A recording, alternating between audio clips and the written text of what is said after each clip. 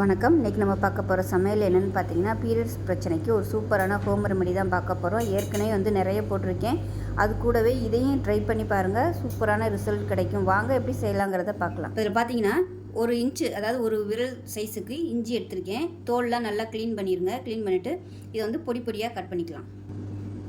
இப்போ கட் பண்ண இஞ்சியை ஒரு சின்ன மிக்ஸி ஜாரில் சேர்த்துக்கலாம்.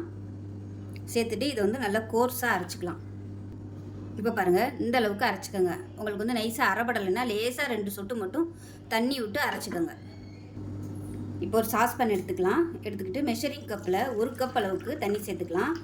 இது 250 ml பிடிக்கும் அந்த தண்ணி. இப்போ இதில் நம்ம அரைச்சி வச்சுருக்க இந்த இஞ்சி பேஸ்ட்டை சேர்த்துக்கலாம் இந்த தண்ணியில். இப்போ மிக்சியை அலசிட்டு கொஞ்சமாக தண்ணி விட்டுருக்கேன். அந்த தண்ணியை அப்படியே நம்ம சேர்த்துக்கலாம். இப்போ கேஸ் ஆன் பண்ணிட்டேன். ஆன் பண்ணிவிட்டு இது கொஞ்சம் கொதிக்கட்டும். இப்போ நம்ம ஊற்றிருக்க தண்ணி கொஞ்சம் வற்றணும். வற்றினதுக்கப்புறமா கருப்பட்டி சேர்த்துக்கலாம். இப்போ பாருங்கள், நல்லா கொதிச்சுக்கிட்டு இருக்குது. லைட்டாக கொதிக்க ஆரம்பிக்கும் போது அடுப்பு நல்லா குறைச்சி வச்சுருங்க. இல்லைன்னா பொங்கி வந்துடும். அப்படி இல்லைன்னா நல்லா பெரிய பாத்திரமாக எடுத்துக்கோங்க. இப்போ மெஷரிங் கப்பில் ஒரு 1/4 கப் அளவுக்கு கருப்பட்டி சேர்த்துக்கலாம். கருப்பட்டி தான் சேர்க்கணும். ஏன்னா கருப்பட்டி தான் கர்ப்பப்பையில் உள்ள கழிவுகளை நல்லா வெளியே தள்ளும். அதனால் பீரியட்ஸ் சீக்கிரம் வரும். அதனால் கருப்பட்டி தான் கட்டாயம் சேர்க்கணும். வெல்லம் சேர்க்கலாமான்னு கேட்டிங்கன்னா, கருப்பட்டியில் இருக்கிற பலன் வெல்லத்தில் அவ்வளோவா கிடைக்காது. அதனால் கருப்பட்டி யூஸ் பண்ணிக்கோங்க. இது நார்மலாகவே ஈஸியாகவே கிடைக்கும். எல்லா கடைகள்லையுமே கருப்பட்டி கிடைக்காம இருக்காது. டாக்டர்கிட்ட போய் நம்ம ஆயிரக்கணக்கில் காசை கொடுக்குறதுக்கு இது கருப்பட்டியை ஈஸியாக நம்ம வாங்கி வச்சுக்கலாம்.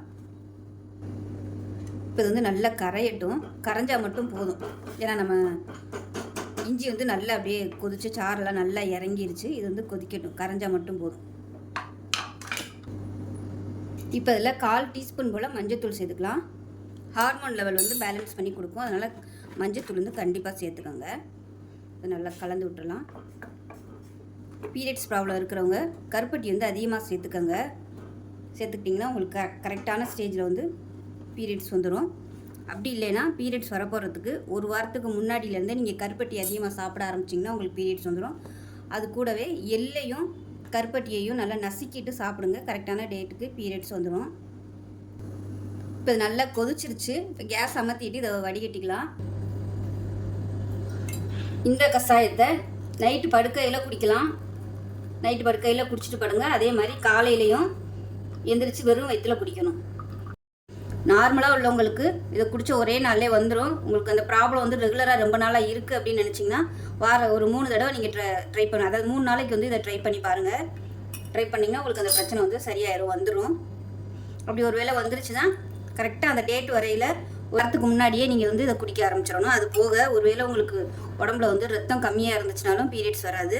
அதனால நல்லா ரத்தம் ஊறுற மாதிரி மாதுளை ஜூஸு, பேரிச்சம்பழம் அந்த மாதிரிலாம் நீங்கள் ரெகுலராக எடுத்துகிட்டு வந்தீங்கன்னா உங்களுக்கு அந்த பீரியட்ஸ் கரெக்டாக வந்துடும். அது போக பாவக்காய் ஜூஸ் சாப்பிட்லாம். ஜூஸ் சாப்பிட்லாம். அப்படி இல்லைன்னா பாவக்காய் வறுவல், அகத்திக்கீரை, வாழைத்தண்டு இதெல்லாம் நிறைய சேர்த்துக்கிட்டிங்கன்னா இது எல்லாமே கர்ப்பப்பை கழிவுகள் வெளியில் தள்ளும். பீரியட்ஸ் பிரச்சனை வராது. இப்போ பாருங்கள், நல்லா அப்படியே புளிஞ்சு எடுத்துட்டேன். இப்போ நமக்கு 250 ml அளவுக்கு இருக்குது. இது முழுசாக குடிக்கணும்னு அவசியம் இல்லை. 100 ml மட்டும் குடிங்க. மறுநாள் காலையில் வெறும் வயிற்றில் தான் சாப்பிடணும். நைட்டு படுக்கையில் 100 ml குடிங்க. காலையில் வெறும் வயிற்றில் ஒரு 100 ml குடிங்க. அதிலே உங்களுக்கு வந்துடும். அப்படி வரலைன்னா ஒரு 3 நாளைக்கு இதை செஞ்சு பாருங்கள். எப்பேற்பட்டதாக இருந்தாலும் வந்துடும். நான் ஏற்கனவே விளக்கெண்ணையும் சின்ன வெங்காயமும் வதக்கி ஒரு வீடியோ போட்டிருந்தேன் லாஸ்ட்டு. அதையும் ட்ரை பண்ணி பாருங்கள். ஸோ நிறைய ரெசிபி போட்டிருக்கேன். எது உங்களுக்கு செட் ஆகுதோ, உங்கள் உடம்புக்கு செட் ஆகுதோ அதை நீங்கள் ஃபாலோ பண்ணிக்கலாம். ஒவ்வொருத்தவங்க உடம்பை பொறுத்து பீரியட்ஸ் வர்றது கொஞ்சம் முன்ன பின்ன லேட் ஆகும். ஒரு சிலருக்கு உடனே வரும், ஒரு சிலருக்கு ஒரு 2-3 நாள் ஆகும். அந்த மாதிரி ஆகும். ஸோ அதனால் நீங்கள் பயப்பட வேணாம். செஞ்சு பாருங்கள். செஞ்சு பார்த்துட்டு எப்படி வந்துச்சுங்கிறத சொல்லுங்கள். வீடியோ பிடிச்சிச்சின்னா லைக் பண்ணுங்கள், கமெண்ட் பண்ணுங்கள், சேனலை சப்ஸ்கிரைப் பண்ணுங்கள், பக்கத்தில் உள்ள பெல் பட்டனை ப்ரெஸ் பண்ணுங்கள். நன்றி.